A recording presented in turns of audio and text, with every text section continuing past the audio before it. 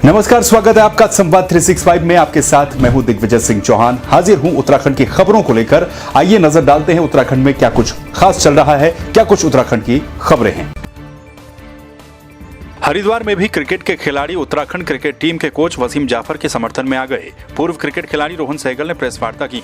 उन्होंने कहा कि उत्तराखंड क्रिकेट के लिए एक काला दिन है और इसके लिए हम भी इस प्रकरण की घोर निंदा करते हैं। उन्होंने कहा कि क्रिकेट भी राजनीति का अखाड़ा बन गया है। जिस तरह गेटिंग सेटिंग के जरिए खिलाड़ियों को टीम तक पहुंचाया जा रहा है और सही खिलाड़ियों को उनका सही स्थान नहीं दिया जा रहा है और इसी वजह से कोच इस्तीफा दे देते हैं, ये बर्दाश्त नहीं किया जाएगा। को वसीम जाफर ने उत्तराखंड क्रिकेट टीम के हेड कोच के पद से इस्तीफा दिया। He resigned as the head coach of Uttarakhand cricket team. और मैं समझता हूँ ये उत्तराखंड क्रिकेट के लिए काला दिन है, क्योंकि उनके जैसा दिग्गज जिससे कि उत्तराखंड के खिलाड़ियों को बहुत कुछ सीखने का अवसर प्राप्त होना था, CAU के भ्रष्टाचार और CAU की अनियमितता की वजह से उनको अपने पद से इस्तीफा देना पड़ा। मैं आप लोगों के माध्यम से ये डिमांड कर रहा हूँ, मैं रिक्वेस्ट कर रहा हूँ BCCI की जो भ्रष्टाचार निरोधक जो उनका विंग है और उत्तराखंड प्रदेश सरकार से भी, कि इस मामले में एक निष्पक्ष जांच होनी चाहिए और जो आरोप उन लगाए हैं उस पर निष्पक्ष एक जांच हो। हरिद्वार के रानीपुर कोतवाली क्षेत्र में ममता को शर्मसार कर देने वाली घटना सामने आई है। बेहल के HRDC चौक के पास एक नवजात शिशु मिला। किसी ने नवजात शिशु को जन्म देकर चौक के पास झाड़ियों में डाल दिया। सूचना पर पहुंची पुलिस ने शिशु को कब्जे में लेकर उसको महिला अस्पताल में भर्ती करवाया, जहां डॉक्टरों की निगरानी में रखा गया। डॉक्टरों के मुताबिक फिलहाल बच्चे की हालत नाजुक बनी हुई है।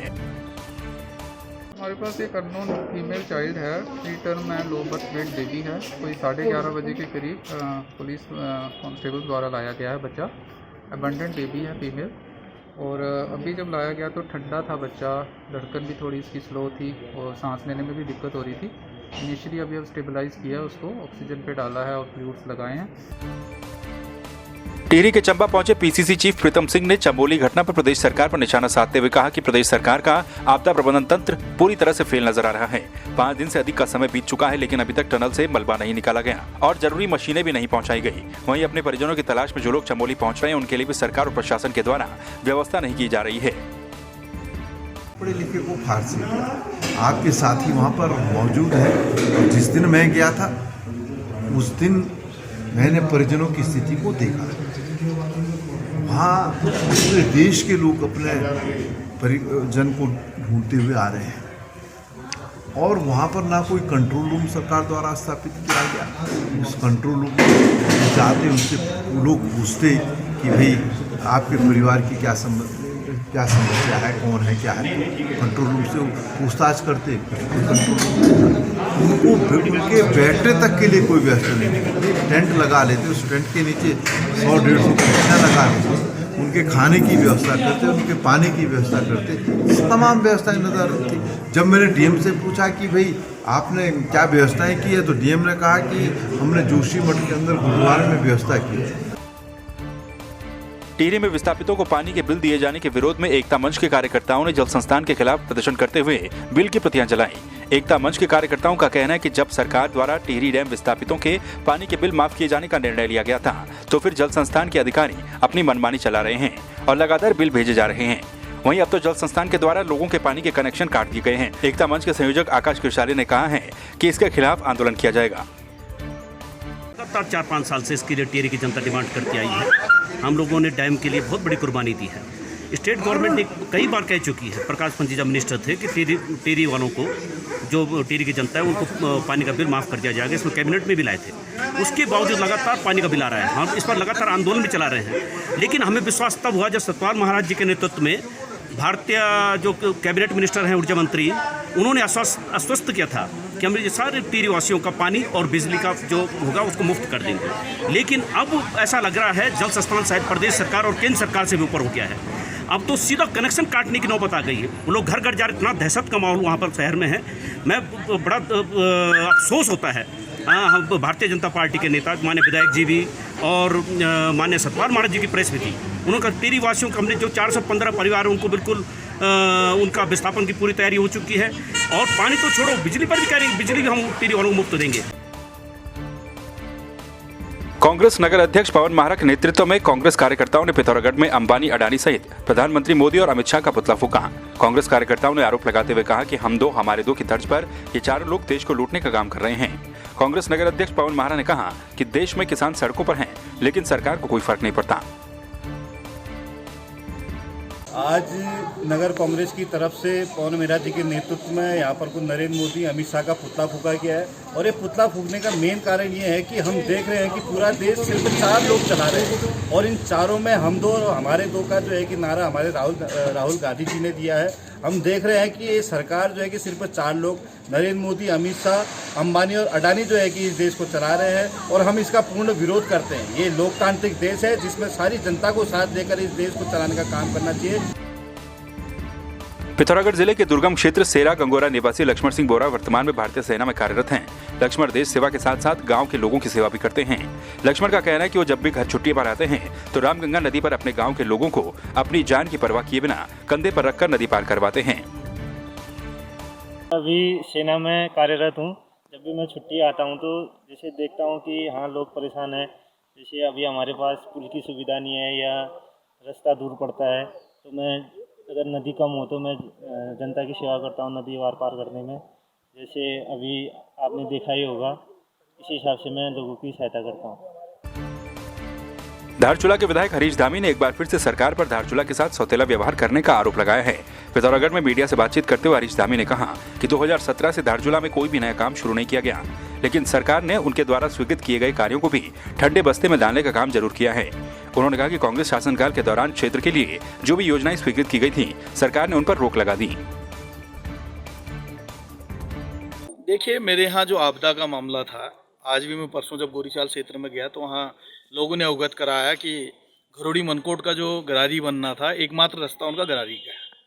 वो गरारी जो है टेंडर होने के बाद भी काम शुरू नहीं हो रहा। मैंने विभाग वालों से पूछा तो उन्होंने ये कहा कि आपदा मद में हमको पैसा नहीं मिला। मार्च का समय आने वाला है, 3 महीने केवल बरसात के रह गए हैं। अगर यही हाल रहा तो फिर उनको जो है एक और आपदा झेलनी पड़ेगी। इसलिए मैंने जिलाधिकारी महोदय से कहा कि आप तत्काल उसमें कार्रवाई करें और उस गरारी का निर्माण करें।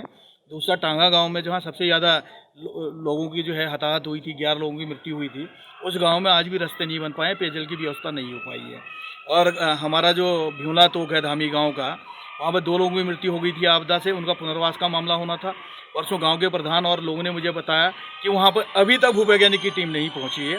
और हमारा चामी देवलेख वाला एरिया है, वहाँ पर रास्ते नहीं बन पाए, पानी का काम नहीं हो पाया। पौड़ी जिले के नवनियुक्त जिलाधिकारी विजय कुमार जोगदंडे ने अपना कार्यभार ग्रहण कर लिया। जिलाधिकारी ने कार्यभार ग्रहण करते ही पत्रकारों से बातचीत की और अपनी प्राथमिकताओं को गिनाया।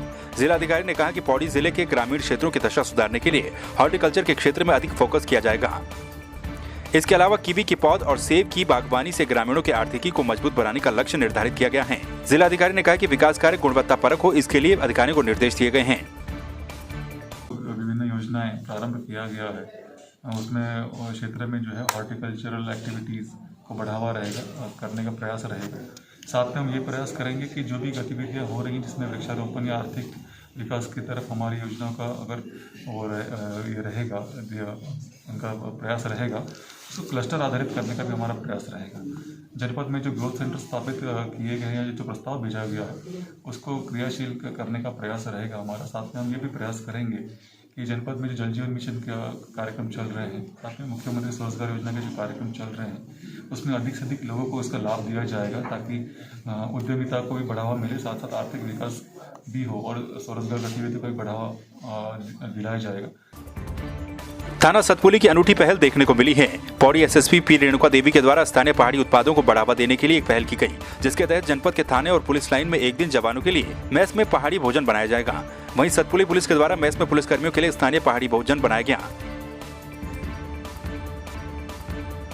बेरीनाग में भर्ती में जाने वाले युवाओं के लिए सीएचसी में कोविड टेस्ट शिविर लगाया गया। सैंपल देने के लिए सुबह से ही हजारों की संख्या में युवा अस्पताल परिसर पहुंचे।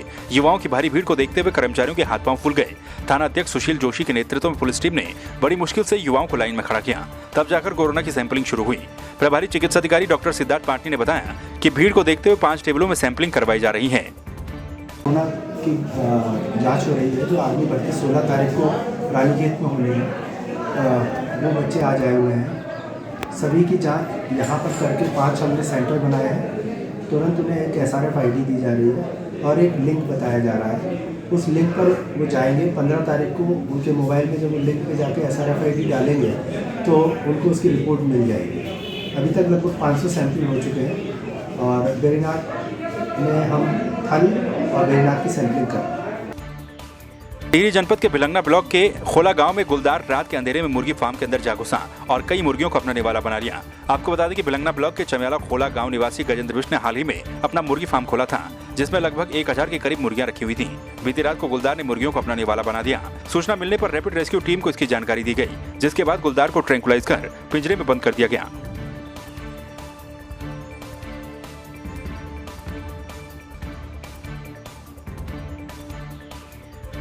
तो आपने देखा उत्तराखंड में क्या कुछ खास चल रहा है, क्या कुछ उत्तराखंड की खबरें रही। एक बार फिर से आपके सामने हाजिर होंगे उत्तराखंड की कुछ और खबरों के साथ। तब तक के लिए आप बने रहिए संवाद 365 के साथ। नमस्कार।